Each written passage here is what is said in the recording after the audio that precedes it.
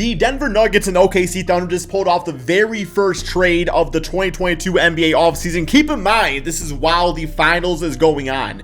For today's video, we are going to be talking about the inside and outside of this trade and essentially what could become the first domino dropped and what could be a very, very insane 2022 NBA offseason. Yo, what's going on, guys? Crispy Flakes here. So I know the NBA finals are going on right now, but Woj does not care, man. The very first Woj bomb NBA trade of the NBA offseason has officially happened. And by Woj bomb, I wouldn't even say a firecracker. I would say it's like one of those little pop things that you throw on the sidewalk and they go like 1 for 3. Like sometimes they pop, sometimes they don't. And 3 months down the line, you're walking to take out your trash or something. You stop one of them things barefoot, like bam!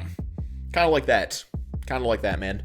We have a trade, though, in the NBA. So before we get going on this, if I can ask you guys to please like and, of course, subscribe if you're new to the channel, would be greatly appreciated. But are you all ready for this here, man? Like, seriously, like, strap yourself in because it's about to get crazy with Woj. Here we go, here we go.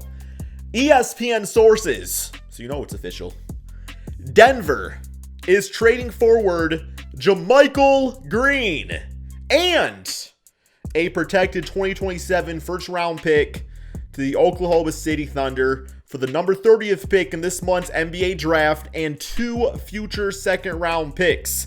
Denver Nuggets have the number 21st pick and 30th pick in this draft, and the Thunder have the 2nd pick, 12th pick, and 34th pick in the draft. So yeah, Denver is trading forward JaMychal Green and a protected 27 first-round pick to the OKC Thunder, man, essentially. So Green is expected to exercise his $8.2 million contract for the 2022-2023 season. Deal gives the Nuggets flexibility to use a $6.4 million tax mid-level exception or an $8.2 million trade exception in the offseason.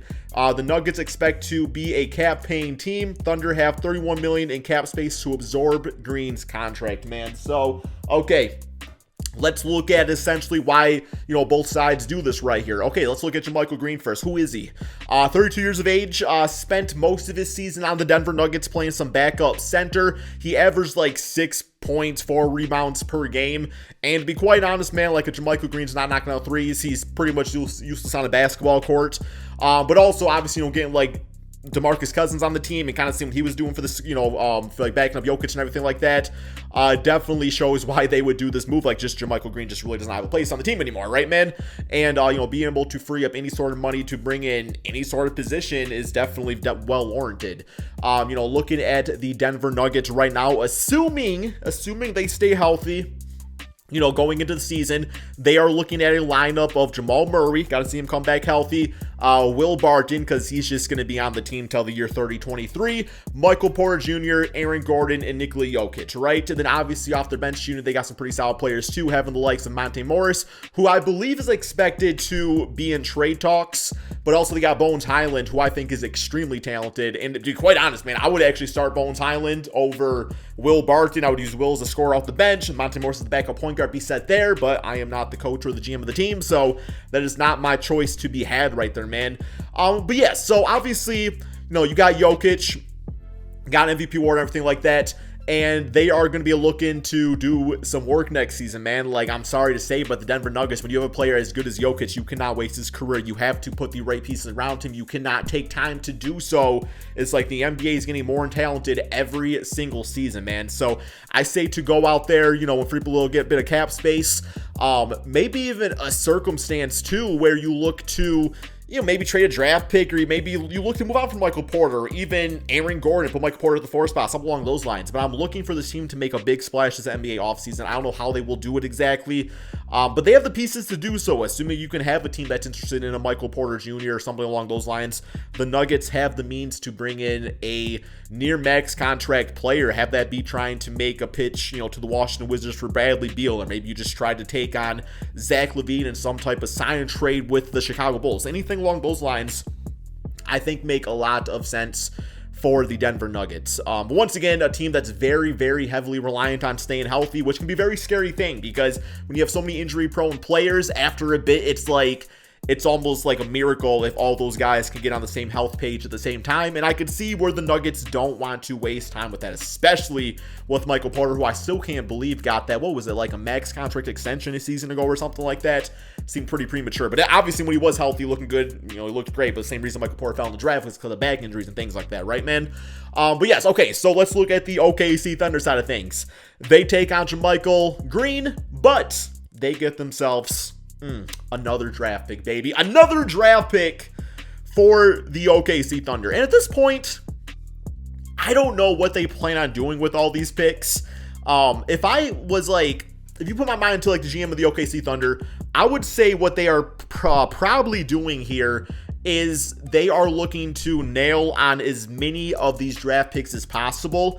And then when they feel like they have like that solid rotation, that foundation, at that point, you can start packaging all the assets and the additional picks that you have to bring in a good young player to go with the rest of the core. Go out there and get you that veteran that's going to kind of pull everything together. Right now, as we look at the OKC Thunder, they are rocking it with a lineup of Shai Gilgeous-Alexander. They got Josh Giddey, and they have Dort. And then you have the forward and center position, where it's a little up in the air on what exactly is going to happen with there. A big part of that is obviously what player they end up with that second pick in the draft.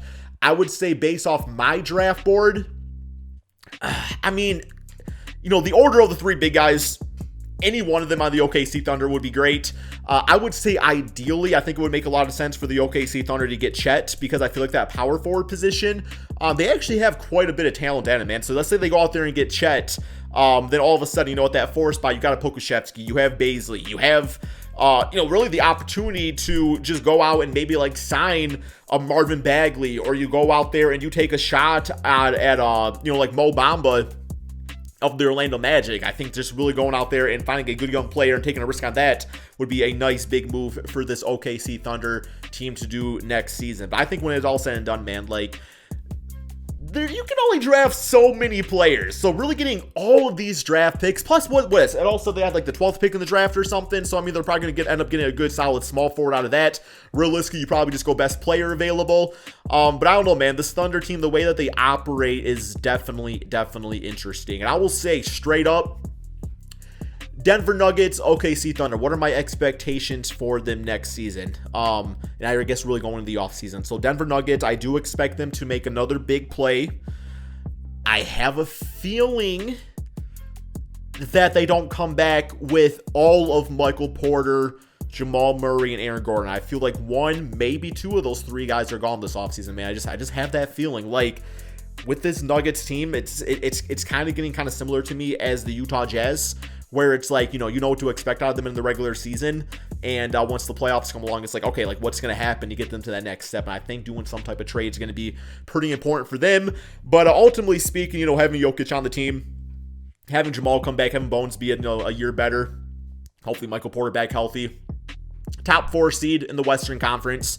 As far as the OKC Thunder go, once again, it comes down to who they draft. They go out there and get Apollo Banchero or Chet or Jabari, and whoever they get ends up being the rookie of the year. They can have a big time effect on the team and everything like that. But I think Shai's still gonna have a great season.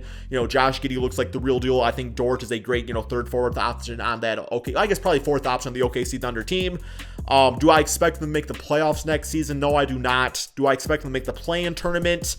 I guess there's possibilities there, but a lot of that's going to be going down to just nailing the right guys in the draft and everything, man. So yes, just the TLDR on this video here. I am going to read the trade one more time for people that are interested. Denver Nuggets trading JaMychal Green and a pick to the OKC Thunder for 30th pick in this draft. Yeah, man, it's a lot of draft picks and stuff like that, man. But yeah, so basically JaMychal and pick for a pick this year. That's all we got for this video, man. Trade season's upon us.